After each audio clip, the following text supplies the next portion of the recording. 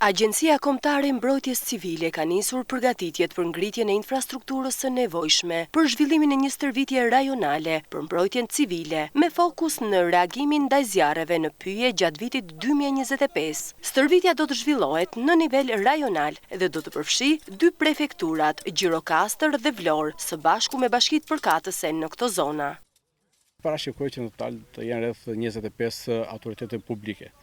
Po njëkohësisht do të na bashkojnë edhe kolegë nga shtete tjera si Shtetet Bashkuara të Amerikës, të cilët na asistojnë me trajnimin për zjarr në pyje, dhe pas nesh janë kolegët e shërbimit pyjor të SBA-s, të cilët aktualisht po trajnojnë forcat e armatosura për taktikat e luftimit të zjarrit në pyje.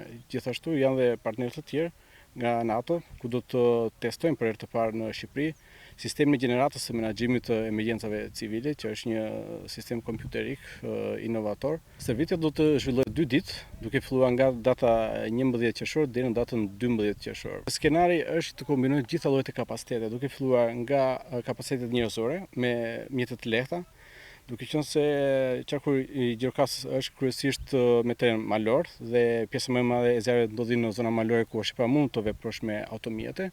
Atëherë stafi do të trajnojë dhe do të ushtrojë taktikat e luftimit të zjarrit me pajisje të lehta ndihmëse, por njëkohësisht do të bëhet trajnimi dhe ushtrimi duke kombinuar kapacitetet ajrore me helikopter dhe duke testuar nivelin e koordinimit ose kapacitetet koordinuese të këtyre taktikave tok-ajër. Harka theksoi gjithashtu rëndësinë e përfshirjes së komunitetit dhe bashkëpunimit të ngushtë me qytetarët në këtë proces përgatitor. Përfituesit e parë janë qytetarët, po janë qytetarët edhe mburoja e parë e komunitetit dhe shoqërisë së tyre. Dhe angazhimi qoftë edhe me ndërhyrje modeste në njoftimin e hershëm të diktimit të një zjarri është shumë eficiente dhe e dobishme për autoritetet publike që të mundsojnë një reagim sa më të shpejtë dhe eficient. Stërvitja do të shërbejë si një test për aftësinë reaguese të strukturave të mbrojtjes civile, si dhe një platformë për koordinimin më të mirë ndërmjet institucioneve vendore, rajonale dhe kombëtare.